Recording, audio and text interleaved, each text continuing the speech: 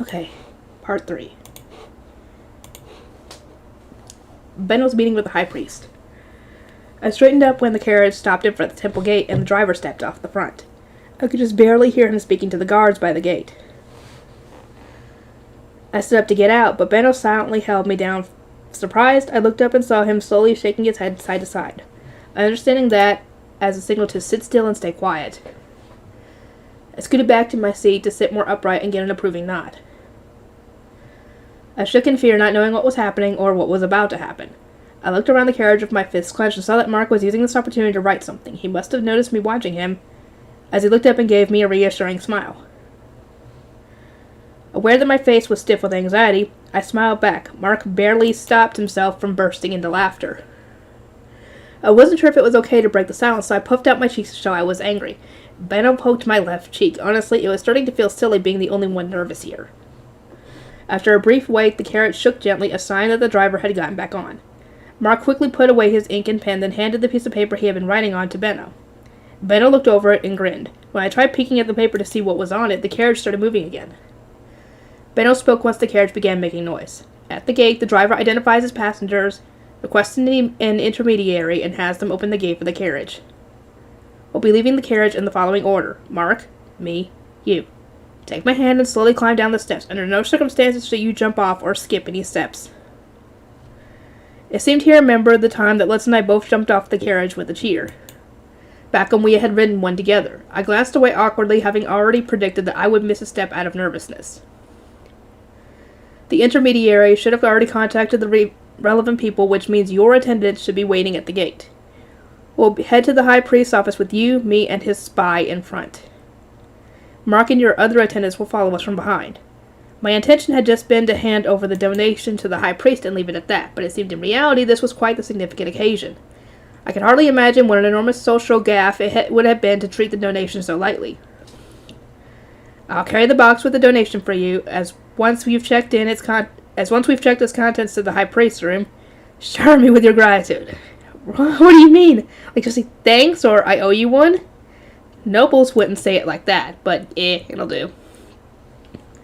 I guess a more noble-esque phrase would be, you have my gratitude. I don't know, that sounds really arrogant. I fell into thought, digging through my memories for lines from medieval chivalry stories and poem collections, but they were all fiction. Having some memorized lines wouldn't help me when the person I thanked replied to me without following a script. I considered using some business lines I saw in a book about corporate language, but that was more for merchants than for nobles, probably. What about, I thank you for your noble assistance from the bottom of my heart.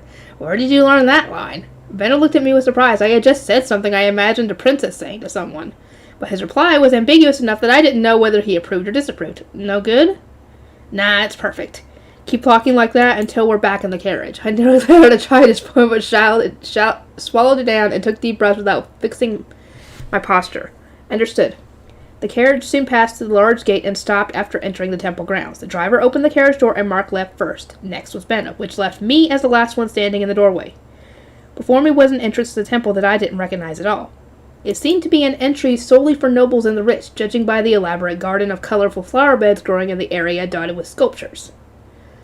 The door was carved with ornate designs just like the chapel's back wall. The front entrance I had been using up until this point was much smaller in comparison, apparently was for commoners who came to the temple by foot. It felt like a shameful back entrance now that I had seen this fancy door. Even the doors used to enter the temple clearly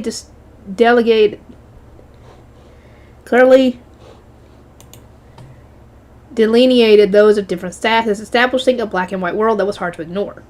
This entrance forced me to recognize that there existed a clear class division in this world, one with depths I had barely begun to scratch. I felt my heart clench. Mine, your hand, said Benno so I held out a hand while coming back to my senses, but the second I looked down at my feet to avoid falling, I felt him tug at my hand and pick me up. He whispered, "Don't look down," while smiling, and I nodded back with a smile of my own while a cold sweat of pure fear ran down my back. I understood that to mean, don't lower your eyes even if you're not confident. So in other words, the act of looking down itself was banned in all circumstances. At least when it comes to being around nobles. Benno lowered me down more gently than I had maybe ever seen him do anything, and then I saw Fran walking quickly toward us. Sister mine. Benno, this is my attendant Fran. Fran has the High Priest graciously permitted us to see him now. said in such a regal tone that Fran opened his eyes wide in surprise before collecting himself and crossing his arms in front of his chest. The preparations had been made. Sister mine, who shall you have carry the master's gifts? I looked around, but Gil and Delia weren't present. I wasn't sure if I should be relieved that they weren't here to cause trouble, or worried since there was nobody to carry the gifts. I decided not to worry about it and just leave everything to Fran. Fran, might I ask you to summon someone you trust to carry the gifts?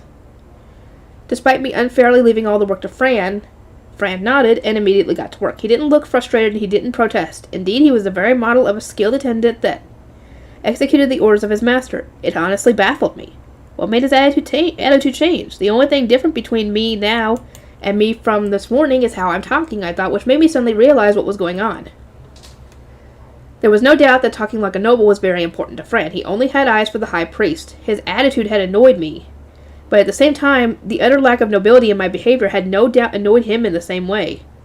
I wasn't working hard enough as his master to deserve his servitude. Les was right. I would need to work hard and learn to act like a noble if I wanted to survive here.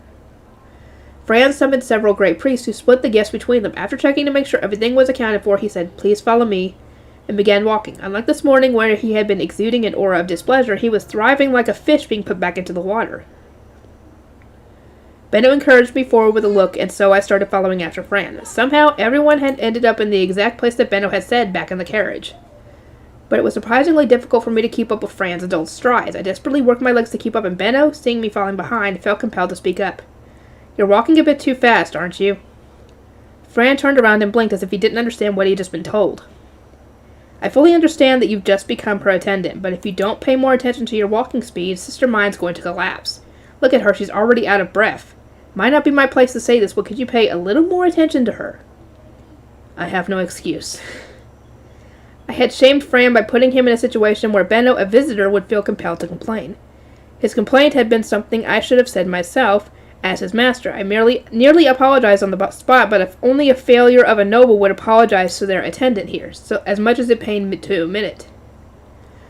"Benno, I thank you for your concern. I believe that Fran will soon learn to match my pace, given that he is a skilled priest who has the full trust of the high priest. There is no need for you to worry about me." "In that case, shall we have Mark carry you the rest of the way? We would all be very troubled if you suddenly fell unconscious as you were like to do." No. Okay.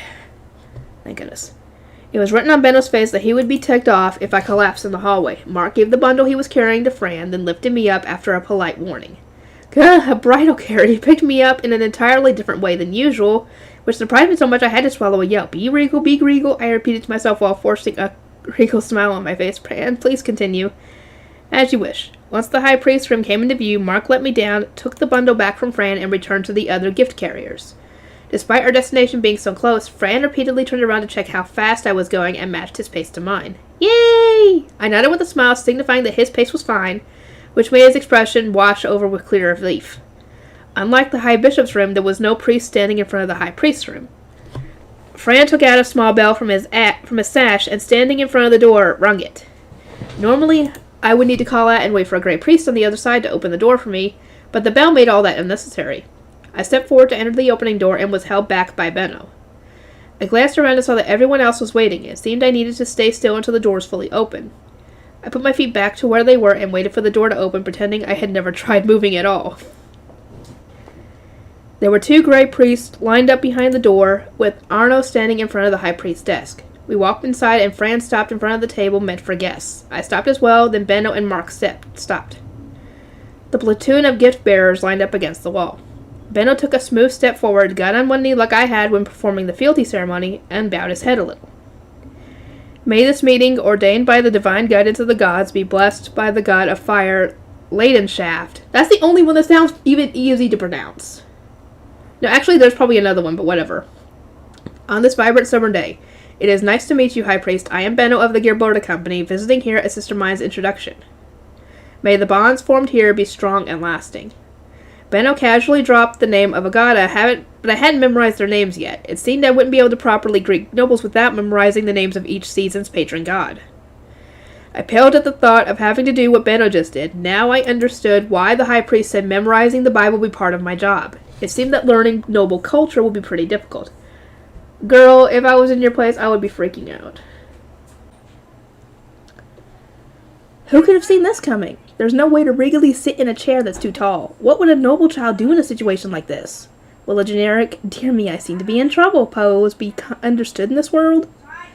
I didn't know if it would, but having no other options, I put my right hand on my cheek, hugged my bent right elbow with my left arm, and looked up at Fran with my head slightly tilted. I then waited for 3 seconds. Excuse me, sister mine. Fran stuck his hands under my arms and lifted me onto the chair. Oh, we understood! I smiled at Fran as he adjusted the seat, and he gave a somewhat forced smile in return. By the time I returned my gaze to the table, Benno was already sitting next to me. Arno was standing behind the high priest, and Mark was standing behind Benno. There was no doubt that Fran was standing behind me. The priest with the gifts were still lined up against the wall. Now then, sister mine, this is indeed the money you have entrusted me with, yes? Benno opened the carved chest-shaped box he had been holding and showed its contents to me. Within were 5 small golds. It was the first time I had ever seen small golds in person. I spent a few seconds enraptured by their shininess and said the line I had practiced earlier. I thank you for your noble assistance from the bottom of my heart. Your gratitude is truly appreciated. Benno placed a still open box on the table close to the high priest. High priest, this is Sister Mine's donation money. Please accept it. Indeed I shall, Mine and Benno. I thank you. The high priest briefly checked the contents of the box, then closed it and handed it to Arno, who took it off somewhere, probably a secure storage room. In addition, I have brought gifts of thanks and greetings, said Benno, leading the platoon of gray priests at the wall to step forward and line up by the side of the table. Mark lined up each gift one after another on the table. The high priest raised an eyebrow as he looked at them. I understood the greetings, but why the thanks? I don't recall having done anything that would earn your gratitude. I am thoroughly grateful that due to your efforts, the Mind Workshop will be allowed to continue operating. Benno crossed his arms in front of his chest and bowed his head slightly. The high priest nodded with an I see. Which they would, shut up in there! Be quiet! With that done, Benno began explaining the gifts to the high priest. This is the highest quality cloth that is regularly used within my store. This is a product known as Rinsham. Oh, he's giving him Rinsham. Although my company currently has full rights to it, Rinsham was originally invented and created by the Mind Workshop. Last but not least, this is the plant paper that has recently entered the market, also invented by the Mind Workshop.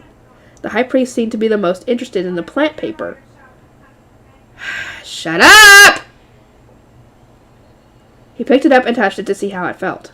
I give these gifts in thanks to you, high priest, to the high bishop who is unfortunately absent, and finally to Sister Mine who enabled this meeting to occur. Wait, me? I opened my eyes wide in surprise and managed to keep quiet. Benno and the high priest continued their discussion without noticing my surprise. I see these are quite the splendid products. Thank you, priests. Line the gifts on that shelf. I am overjoyed that the gifts are to your liking. The gray priest began to move. Mark handed the gifts to them, wrapped the paper back in the cloth, and so on. It's finally over. With the donation and gifts given, my work was over for the day. I let a sigh of relief, and Benno immediately smacked me beneath the table. I looked at him with my head tilted in confusion. In response, he gestured down with his eyes while deftly managing to maintain his manufactured smile despite his visible exasperation. I looked down as well, keeping my head held up, and saw that Benno had a small piece of paper between his fingers. Feeling nostalgic for all the notes I had passed around in school, I reached out and took the paper. I had passed notes with girls but never boys. Benno was a bit too old to be called a boy, but still, it was my first time passing notes with the opposite sex. With my heart beating a little fast despite it being from Benno, I opened the note. Inside contained the words, "Don't let your guard down, idiot. Give back my excitement." Oh dear, I can't wait to get to this next point. The high priest looked toward me as if sensing that my regal act was slipping. I hurriedly put a smile back on my face, but he hadn't missed it. His eyes narrowed slightly. I gasped a little and readjusted my posture as the high priest waved a hand. In response, the gray priests crossed their arms over their chests, lowered their waists to make a gesture of respect to the high priest, then left the room one after another. There are several things I would like to take this opportunity to ask, Benno. The high priest now wore a rigid expression and looked at Benno with sharp eyes that would let no lie or deception pass. Benno seemed to be a lot tenser than before as well. It was clear that the true meeting had only just now begun. I straightened my back and squeezed the "Don't let your guard down, idiot" note in my hand.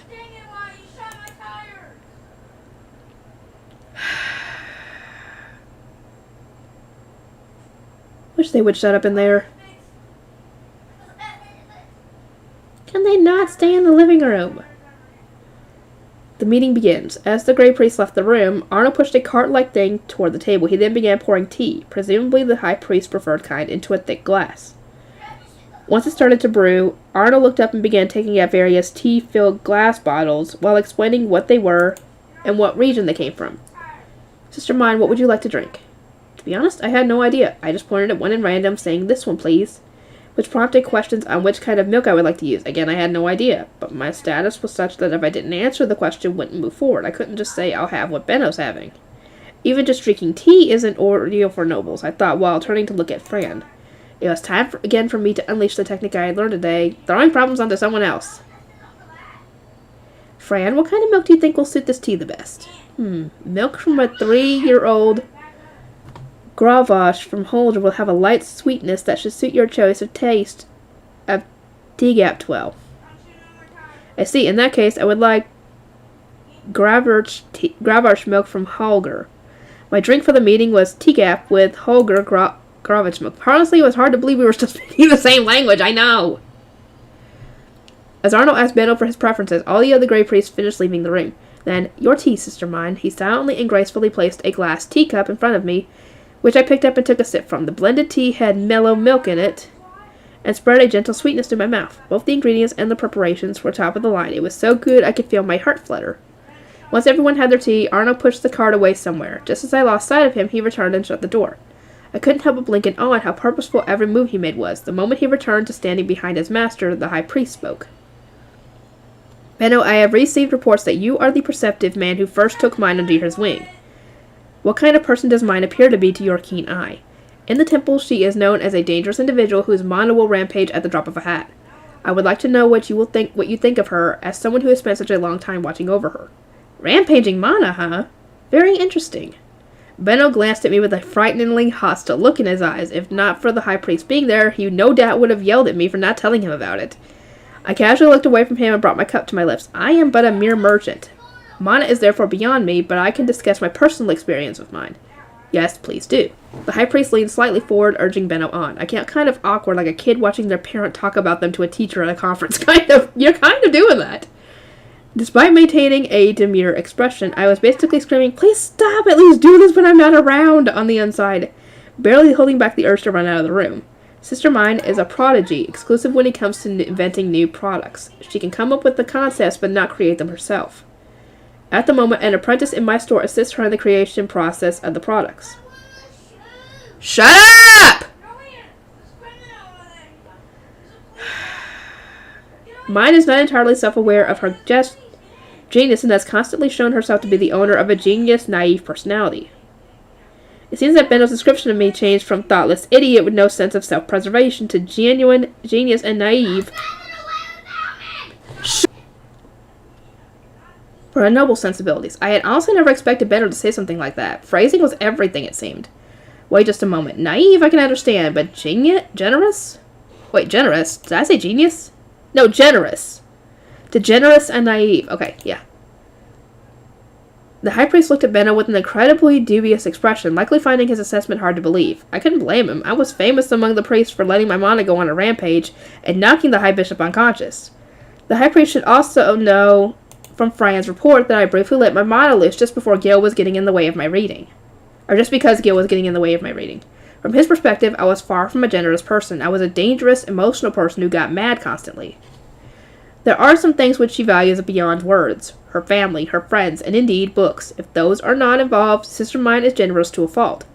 She trusts others almost immediately and continues to do so despite being deceived multiple times. Perhaps apathetic or indifferent would describe her better, to use the words of an aforementioned apprentice who knows her even better than I do.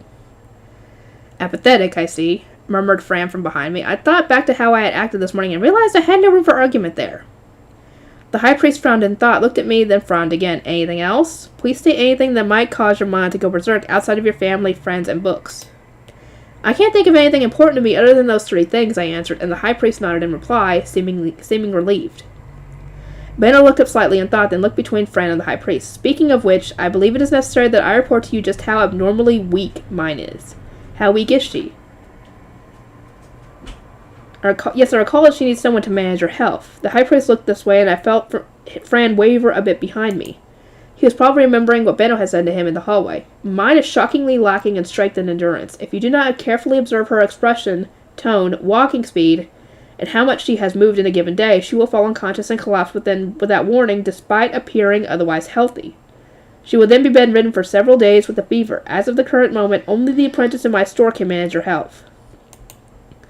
That apprentice is the boy named Lutz, yes? Fran, can you manage her health? Said the high priest, leading to everyone's eyes falling on Fran. His deep brown eyes wavered briefly, then he lowered his eyes and spoke in a tone dripping with regret. No, not yet. Forgive me.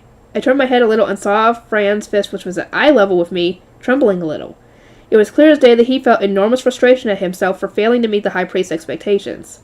I mean, you can't expect to be able to do that overnight. No matter how skilled you are at being a good retainer, someone as abnormally weak as mine is going to be very hard to manage right away.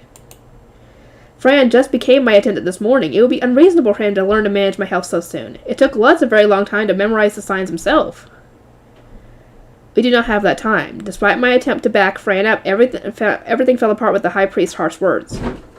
Order might call upon us for assistance again in the fall. Learn to manage mine's health before then. Understood, Fran? The high priest gave Fran a firm look, and Fran sucked in air and then nodded. Understood, I will not fail.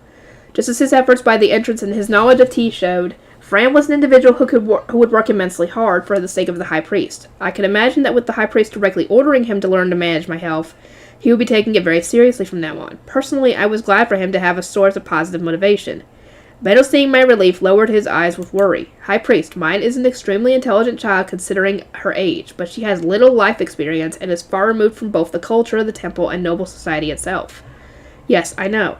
That is why I have assigned Fran to her. He is one of the best attendants I have. She may ask him any question that comes to mind. Of course, I intend to help educate mine as well. I heard Fran gasp behind me. I turned around and saw that he was looking at the high priest with eyes wide in disbelief. Wait, did Fran think he was assigned to be my attendant due to not working hard enough or something? If that's the case, maybe it'd be easy to get him on my side just by saying let's work together to help out the high priest.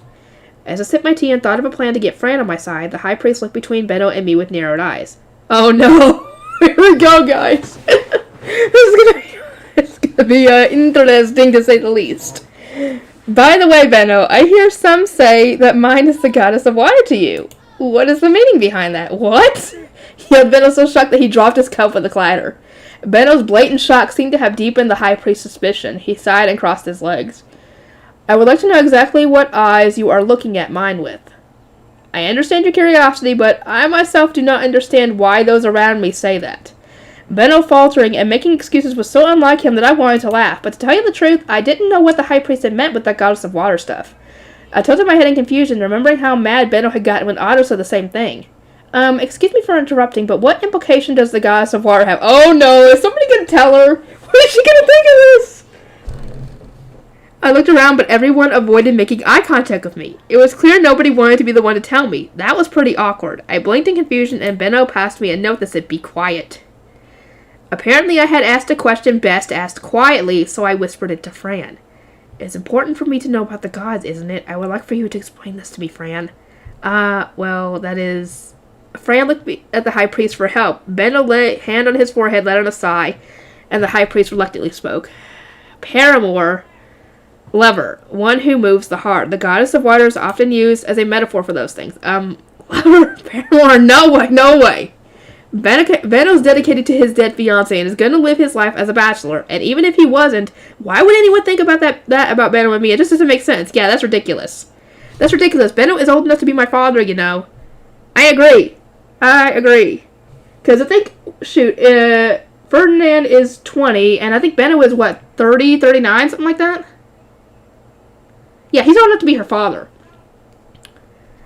I held back the urge to laugh, and flatly made it clear that there was nothing between Benno and me. It's more the second meaning is what it meant for what Otto had mentioned. Someone in the comments told me that the whole goddess of water thing is also meant between merchants as someone who brings in profit, which is what Otto meant. But anybody else who hears this is going to take it to mean the other way. It is, as Sister Mine says, the very idea is ridiculous. So you say, but it is not uncommon for relationships to form between those of similar age gaps, said the high priest, looking at Benno in such a way that made it clear that he was still doubtful. Oh, boy. I had heard of such relationships in the entertainment industry back in Japan, but I hadn't heard of anything like that since becoming mine. Well, are you really going to hear about this sort of thing, girl? No. After all, if you were remarrying with someone young enough to be your kid, you were probably old enough for your own kids to be supporting you. And the kids making money wouldn't want more dependents in the family. Marrying someone that young first, rather than remarrying, wasn't an option at all. The life of a commoner wasn't easy enough for only the older men of the couple to be out there working and making money. I have never heard of such a thing. Oh, speaking of which, I suppose relationships with large age gaps are not rare in the temple? One of my attendants wishes to form a relationship with the High Bishop, after all, but I'm afraid the same cannot be said for commoners. It is out of the question. It's understandable that you do not understand what life is like for us commoners, High Priest, given how sheltered this temple is. It is sheltered, because she didn't know anything about all this.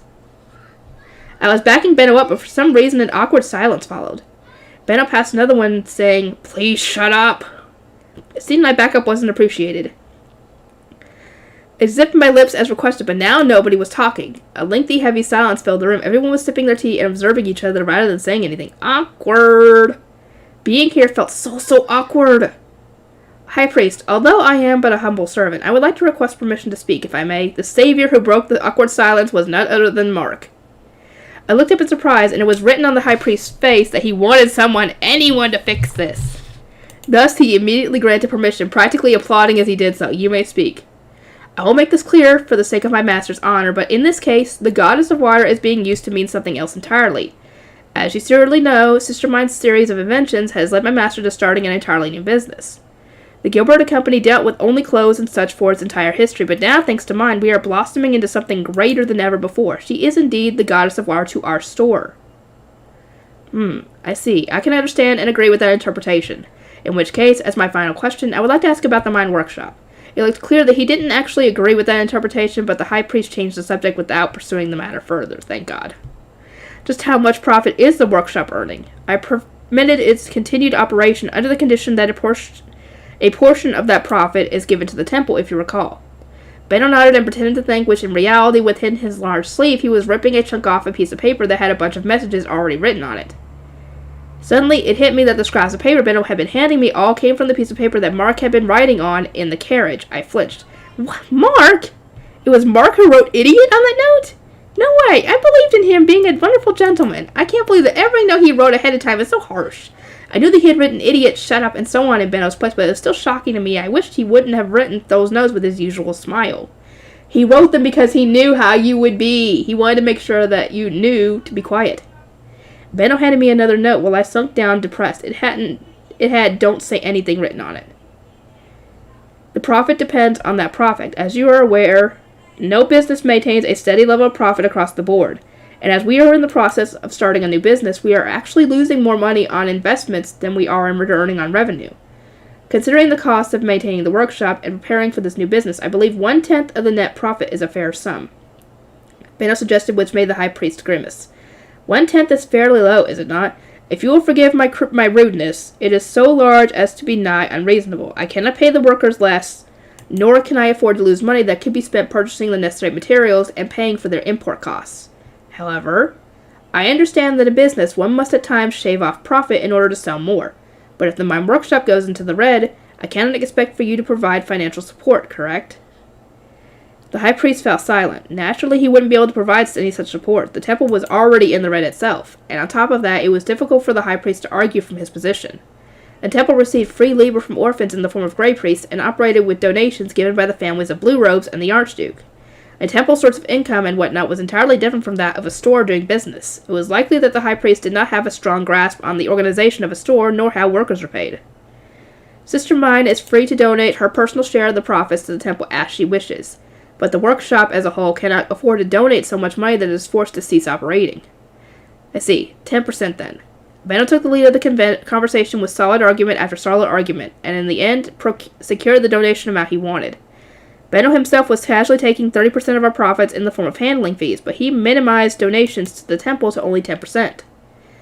As I sat there in awe at Benno's skill, Mark took out sheets of contract paper and lined them up along the table. Once the deal was made, one must immediately solidify it in the form of a contract. Mark's actions seemed plain in comparison to Benno's deft negotiations, but he was still completely on top of things. To be honest, it felt like Mark was just as good of an attendant as those of the noble blue robes had. As this was a contract between commoners and the concentrated mass of nobles that was the temple, the pieces of contract paper were indeed magic. We wrote the contract stating that the temple would receive 1/10 of the mine workshop's profits, then we signed them in turn. First the high priest as representative of the temple, then me as the forewoman of the mine workshop, then finally Benno as my guardian and the one who would be managing the financial affairs in the first place. Blood again. I hate magic contracts. What are you waiting for, mine? It is your turn. Although it was just a knife pricking the tip of a finger, I still hadn't gotten used to a blade being pointed my way. I grabbed the knife with a trembling hand at the high priest's urging, but before I could do anything, Fran reached out from the side and took it from me. Oh, he must have sensed your anxiety on that and decided to do it for you. Please close your eyes, sister mine. I squeezed my eyes shut tight and felt a jolt of pain from my finger. I opened my eyes and saw blood puckering out. Fran held out a sheet of contract paper, which I pressed my finger against. It disappeared in bright flames just like magic contracts always do. These are all the questions I had. This meeting was a very productive use of time. You have my thanks, Benno. Your gratitude is much appreciated, my lord. As Benno and the high priest exchanged goodbyes, Mark cleaned up the tools used to write the magic contract. Fran collected the teacups, and Arno prepared the carpet. Now let us pray to and thank the gods for guiding us toward this meeting, said the high priest while gesturing me and Benno toward the carpet. I looked up at Benno and Mark on the way there and barely held back the urge to laugh. Just as I'm gonna have to see Mark making that gooey brain pose. I can't wait. I wish that so much, but you're gonna have to laugh. You're gonna laugh. But I'm gonna lose my sides again. As I put a hand over my mouth to stifle the immense destructive power carried by the mental image of Benno and Mark striking the praying pose, I suddenly felt all the strength drained from my body. I so accidentally let out a very non-regal as my knees collapsed and my body fell forward, carried by the weight of my head. Sister mine! Fran let out a cry of surprise from behind me, and everyone looked around. The high priest gave an exasperated sigh at the sight of me collapsing. Mine, stand back up already, you look disgraceful. Of course I already tried standing back up on my own, but my hands just weren't moving. I couldn't lift my head either. My body's being weird. I can't move at all. It doesn't feel like I have a fever, though. My hands are actually kind of cold. Mr. Benno, what's happening? Like, I know, don't ask me. Benno picked me up as he yelled, but I couldn't grab onto his shirt for support like I usually did. My arms felt so heavy, it was like they didn't even belong to me. Like they're full of lead, essentially, is what they feel like. Honorable High Priest, I sincerely apologize for this trouble. I would like to request that formal goodbyes be omitted so that we may depart immediately. Certainly, I do not mind. I will leave mine in your care. Benno, still carrying me, asked the High Priest to leave with a pale expression. As he did so, I didn't feel the signs of heat swelling inside me like I usually would. I still felt relatively cool, and honestly, it felt like my body was getting increasingly cold, despite it being the start of summer. Not yet. Almost done. Go. Go! No, more than that. Mark hurriedly prepared to leave, and Arno opened the door for Benno as he hastily walked out of the room with long strides. Unlike what normally happened when I collapsed, I didn't fall unconscious, and my hanging limbs felt weird. As I felt the heavy weight of my limp head, a wave of regret washed over me. I had missed Benno and Mark striking the praying pose. You missed out. Master Benno, please wait. From my hanging head, I could see Fran's chest and part of his jaw, but Benno ignored him and kept striding away at a rapid pace. He was going so fast that my head was bouncing, and it kind of felt like my brain was being stirred up. I would like it if he walked a little slower so I wouldn't bounce, I thought, while hearing Fran call out to Benno from a step behind him again. Master Benno, what? Try to pay attention. I'm in a hurry. Benno had reverted back to his usual, completely impolite self. Fran flinched in fear for a moment as his blunt attitude, but after sucking in air, worked up the courage to speak. Please allow me to carry Sister Mine. I'm in a hurry. No. I cannot force a guest to carry her. I am Sister Mine's attendant. Oh, shoot. My heart fluttered at Fran continuing to challenge Benno despite his blunt rebuffs. And finally his efforts were rewarded. Benno stopped in place. Limp people are heavy, small or not. Absolutely do not drop her. Benno slowly bent his knee and handed me over to Fran, who carefully adjusted his arms between my head and my body before standing up. With my head rested against Fran's shoulders, I didn't have to bounce around anymore. You're good at... God damn it. You're good at carrying people, Fran, I said, impressed. Sister Mine, there is no need for you to force yourself to talk. Fran replied with a somewhat sharp voice. I can't move my body, but my head feels fine. I'm not forcing myself. I said that because you are no longer paying attention to your manner of speech. I couldn't help but smile at the worry in Fran's voice. It was a bit embarrassing to know that Fran was so worried about me now, but it also made me a bit happy. Fran, with Delia and Gil around, I don't know when we'll have another opportunity to talk in private, so I want to say something now. Is that okay? I whispered into Fran's ears to avoid any other priests in the hallway from hearing, and he nodded while continuing to look straight forward. What would you like to say? I still don't know much about anything about being a noble, and I think that will probably cause you a lot of problems, but I'll work hard to learn what I need to know as soon as possible, so please help me out. I'll do my best to be useful to the High Priest, which makes our goals the same. Do you think we can be a team? Fran's arms squeezed me, and I saw his throat bob as he sucked in air. That is my job in the first place. In truth, I should be the one apologizing for not guessing the High Priest's intentions and burdening you with my dissatisfaction. Wait, guessing? Did he not even explain anything to you? That was a shocking revelation. It was hard to blame Fran for being unhappy over being assigned to me with no explanation. He went from being the High Priest's attendant to the attendant of He went from being the High Priest's attendant to the attendant of an apprentice blue shrine maiden, and a commoner one at that, not even a noble. No doubt he would have only seen that as a demotion. The High Priest rarely speaks unnecessarily, as he has no way of knowing just how many spies are looking around him. I was surprised at how much he spoke today, regardless of having sent the others out first. Still, I mean, you gotta let your subordinates know what your intentions are. You were hurt by being assigned to me exactly because he didn't make himself clear, right? I had no idea what position the High Priest was in exactly, but if he was making someone as loyal as Fran unhappy, it was hard to imagine that he wasn't on the streak of losing allies. It felt as if the High Priest had said he did not need me, and that I was on the level of Delia and Gil. You're definitely not. The High Priest assigned you to me, but he definitely still considers you his servant. I whispered quietly so that nobody else would hear my extremely manipulative advice. Intended to both strengthen Fran's loyalty to the High Priest and make him nicer to me. Do you truly think so? Despite having asked a question, Fran's tone of voice made his firm doubt clear. From his perspective, he just lending you to me. That's why he gave you orders in the meeting without asking me first, even though I am your new master, and there was a guest there. I mean, if you pretend I'm a normal noble for a second, wouldn't it be pretty rude of him to order you to learn to manage my health by autumn like that? You are not wrong. Fran uttered a small laugh just as the door outside opened. Our carriage had just returned. The driver, who had likely planned to return before the meeting ended, blinked in surprise at our early arrival. Fran, hand over mine.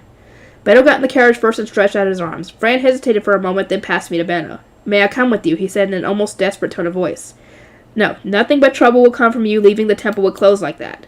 Benno shot him down while taking me. Fran frowned, having not expected to be declined over his outfit, and looked down at his clothes. I can get you some clothes we can use in the future. If you don't mind second-hand stuff, but give up this time. That'll be much appreciated. After thanking Benno, Fran crossed his arms in front of the carriage and knelt, Sister mine, I await and pray for your safe return. It was a reasonable farewell for an attendant saying goodbye to their departing master, but it caught me off guard and I kind of floundered. I wasn't sure how to reply. I considered Fran's master to be the High Priest, and I wouldn't be a good master myself. I wasn't the kind of person he should be waiting on. As I froze in silence, unable to think of something to say, Benno whispered in my ear quietly, just tell him you'll be back. Say something like, I entrust my home to you in my absence. So Benno said, but the temple wasn't my home. I didn't even have a room there. It was anything but a home to me. But although it would have been simple to argue with Benno about that, Fran said he would wait for me. I felt that, as a Fran's master, it was my duty to return to the temple. I sucked in air and then replied with as much elegance as I could muster, Fran, I entrust my home to you in my absence. Benno rested me on the seat of the carriage with my head on his lap. I felt my chilling body warm up a bit after he undid his gold brooch and covered me with his cloak. I let out a sigh of relief, then realized what situation I was in, and barely held back a scream. Oh no, this is a lap pillow!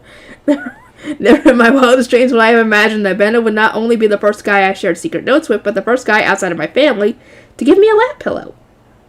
Maybe this technically didn't count since Benno had given up on love. I hoped it didn't count. Yeah, I don't think he counts it. But either way, since I couldn't escape the situation on my own, I had to endure the embarrassment until we arrived at the store. I attempted to escape from my feelings of anxiety by asking Benno a question, although that kind of made me talk too fast. Mr. Benno, do priests not have outside clothes? Nope, because they don't need any. Some might have a pair or two, but most won't. According to Benno, priests only ever left the temple and entered the lower city where rituals or ceremonies required it. I didn't stand out as much as blue priests, but a gray priest leaving the temple and following me around town would attract nothing but the kind of attention I didn't want. But that doesn't matter right now, mine. Shut it, said Benno in a quiet voice while tracing a finger across my forehead. He then gripped my cold hands as if to give them warmth. He was acting entirely as if his... This is why they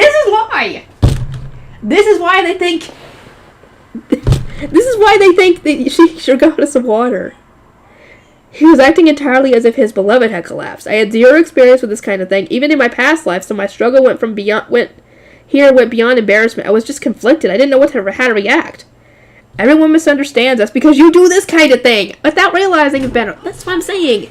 Now can No, I'll come out when I'm done, okay? I'll come out of the room when I'm done. How much more? I don't know how much more. Go! A minute. I don't know. It might be more than that. God, give me a chance. As if reading my mind, Mark, sitting across from us, lowered his eyes sadly. Master Benno, mine is not Liz. She will be fine. Oh, I'm assuming Liz did die of the devouring. Okay, that makes sense. I know that, so don't say she'll be fine. It's not that simple, said Benno. He was looking out the window, but he wasn't letting go of my hands. I couldn't see his expression at all from here, but somehow I got the feeling I was seeing a side of Benno that I had no right to see.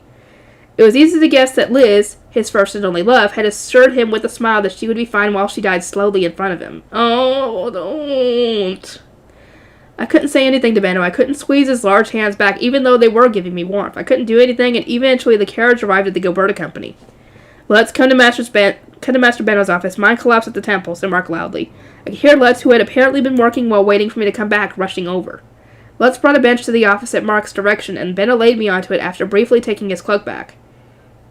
He picked up my hanging arms and rested them on my stomach. They were surprisingly heavy. I felt him put the cloak on top of me in place of a blanket. Lutz peered at me with worry. He touched my forehead, neck, and hands before tilting his head in confusion. She looks exhausted, but she doesn't have a fever. Her hands actually feel cold and she can't move. I've never seen anything like this before. Hey, Mine, what did you do today? It's probably because she doesn't have the fever. She gave some of her mana. He asked, so I thought back to what had happened over this long day. I went to the temple, did the fealty ceremony, prayed, performed an offering, met my attendants, listened to the high priest's instructions, then read the Bible in the bookroom until you came to get me. You and Mr. Benno know everything that happened afterward. What do you mean by offering? Pouring mana into a divine instrument? It takes away the excess heat in me and feels really nice. My stomach growled, interrupting my explanation. Everyone's eyes shifted to my stomach. Oh yeah, I never ate lunch. I just remembered. It slipped my mind since everything went off the rails. You definitely get hungry really quick once you remember you haven't eaten. Well, I think I'm hungry, I said, which lightened the grim atmosphere a bit. A small smile appeared on Mark's face as he opened the door leading upstairs. If she's merely hungry without a fever, she should be fine without us for a moment. Let us bring her something to eat after getting changed, Master Benno. After the two of them disappeared up the stairs, Let's brought a chair next to my bench. He sat down, furrowed his brows, and then continued closely, wanting to know more. Why are you hungry at a time like this? What did you eat for lunch? I didn't eat lunch. That'd be a waste of reading time. I can go for 2 days without eating if I have books, so... No, you can't! Not in that body! In the old body, you could! Because you were healthy! This body cannot! My answer made Lutz's jade green eyes gleam with cold anger. He spoke, his voice sharp. When's the last time you did that? You've been trying to make books ever since you becoming mine, yeah? When was the last time you went 2 days reading without eating? You better not be talking about your past life before you became mine, yeah? Lutz, who knew that I wasn't the real mine and had memories from my days as a Rano, pointed out something that made my break out in a cold sweat. He was right. I could only go days without eating back in my past life. See, that's what I'm saying. Although there had been times where I was too sick to eat, I had never intentionally missed a meal since becoming this weak and sickly mine. Fine. Plus, using mana is like moving your devouring heat around on purpose, right? Pretty sure you said that when you were being eaten alive by the devouring, your temperature kept shooting up and dropping. Maybe using mana involves the same thing. Mana's getting sucked up into an instrument is a lot different from mana rampaging inside of me with nowhere to go. Both have mana moving around, but you still skipped lunch and came all this way in your weak body without eating. What did you think was going to happen, mine? Idiot! Yelled Lutz before letting out an exhausted sigh. He then took my hand and pressed it against his forehead. Frickin' cold, he said, before looking at me with tearful eyes. I was just so excited about the bookroom that I just lost sight of everything. Sorry, Lutz. Don't forget to eat. You should know yourself better, yelled Lutz with teary eyes and my hand still in his. What are you talking about? Mine or not, she's a sick person. Be more quiet. Benno, having hurriedly finished changing, came back down and warded Lutz off. Lutz, grimacing, got off his chair for Benno and let go of my hand, but his emotions had to go somewhere, so he spat them out in the form of complaints. But listen, mine's saying she collapsed because she skipped lunch to read books. You unbelievable idiot! Benno, despite having just told Lutz to be quiet around sick people, dropped thunder so loud it felt like my heart was going to stop. But I couldn't close my ears or run away no matter how loud he yelled. I could only look at him standing over me, tears forming in my eyes. They say that kids with the devouring grow slowly because the mana is stealing their energy, their nutrition. And yet you skipped a meal after using your mana. What's wrong with you? I mean, I didn't know that, so you should know yourself better. Pay more attention and gather what information you can, idiot. I knew Benno was right, but I didn't know how to gather information on the devouring. Still talking back unnecessarily would just be pouring oil on his burning anger. This is not the first time you've shown a lack of awareness, mine, but please take better care of yourself. Mark said. Also, Master Benno, please do not yell at those so sick that they can't even move. Mark was kind but unforgiving as he brought food to the table and helped prop me up to eat. Mine, do you think you'll be able to eat this? I could see a bowl of sick person soup made from cutting up hard bread and soaking it in milk, topped with honey. It was probably sweet and delicious. I'll hold her up, Let's. Can you feed her? I'm not that great at feeding people, so her clothes will probably get dirty, said Let's, pointing at my blue robes. As blue robes were the clothes of nobility, they were high quality and expensive. It would be a big deal to spill milk on the robes and get them sticky. Also, since they were the kind of clothes you slipped off, getting them off me while I couldn't move would be a demanding task. See, this is quite the problematic situation. Mark, go get some crystal, honey. It'll be hard to get her changed if she can't move at all. Mark immediately left, returning soon after with small chunks of hard crystallized honey. He put the sweet clumps of golden sugar into my mouth. They broke apart on my tongue, and I could feel the sweetness spreading through me. By the time the honey was melting in my mouth, I could feel warmth returning to my body. See, this is why. After several more clumps of honey were put in my mouth, I managed to start licking them, at which point Benno scratched his head. Mine, did the high priest say something about using mana? Something like, it might make you feel sick, or it might make something else happen? I thought back to what the high priest had said earlier. He said not to overburden myself when offering mana. It actually made me feel lighter, so it definitely wasn't burdening me or anything. I see, but you've been sick with the devouring your whole life, which means you're used to a body full of mana, right? What's the chance that your body's acting strange since it's not used to having less mana? It's possible. I focused on the metaphorical box I stored my mana in and tried opening it up. A slight amount of heat spread through me, circulating warmth through me. I could feel the warmth building in my fingers. After putting heat in all the places lacking it, I closed the box again. It looks like you were right, Mr. Benno. My body's warm again. Don't get so warm you collapse again, alright? Let's immediately toss out a warning. It seemed he knew exactly what I was likely to do. I think I'll be fine. I opened and closed my warmed-up hands. They still felt stiff, but I could move them again. Benno sighed in relief with a hand on his chest. Mine, all I know about the devouring is what I learned from rumors and hearsay. Ask the high priest for details on mana and how it works. He's still young, but he seems sharper than most blue priests. What? The high priest is young? I blinked in surprise. Not sure what young means to a kid like you, but as far as I could tell, he was about 22 or 23. Though judging by how he seemed a little sheltered, he might be even younger. I think he's 20. No way, he's not close to 30? I thought for sure he was about as old as you, Mr. Benno. Mine, never say that to him. Never, said Benno firmly with a kind of scary expression. But he's so calm and, dignified. He orders people around like it's nothing, not to mention that he's not just any priest. He's the high priest. He has to be at least a little old. Don't ever say that to him, girl. It's like calling a woman old. It'll have a bad effect. I fell into thought and tried rolling around a bit to sit up, but since I still couldn't move my body very well, I rolled right off the entire bench. Mine, what are you doing, idiot? I thought I was almost strong enough to sit up, so... The three of them raised their eyebrows at my excuses. Then Benno, Mark, and Let's all launched into admonishments. You can barely move. What were you thinking? Truly, we must keep our eyes on her at all times. I'm begging you, just sit still. The three of them were relieved to see me a little better, which meant their worry could now turn to anger. I could feel the angry aura radiating off them as they surrounded me still on the floor. Let's tell Fran to give detailed daily reports on everything Mine does from now on. Where she goes, whether she uses mana or not, whether she ate lunch, everything. A reasonable request, given that nobody knows what Mine might do when not carefully managed. You'd think you have an eye on her, but then she ends up like this. Benno wrapped his fingers against the table, glaring at me with frustration. Mark was smiling, but his eyes weren't smiling at all, which honestly made him look really scary. I couldn't argue against them and thus listened quietly, feeling sad, at which point Let's jumped onto the dog pile too. Look, as sad as you want, you're not fooling me. Let's, who knew me better than anyone, pointed a finger at me. When you've got a book in front of you, there's not a chance in the world that you'll listen to your attendants or anyone else if you don't have to. If Fran says that you got mad at them getting in the way of your books, or that you skipped lunch again to read, I'm going to ask the high priest guy to ban you from the book room. Anything but that. I guess that, thanks to everyone here, I'll be leading a healthy, well-managed life in the temple, too.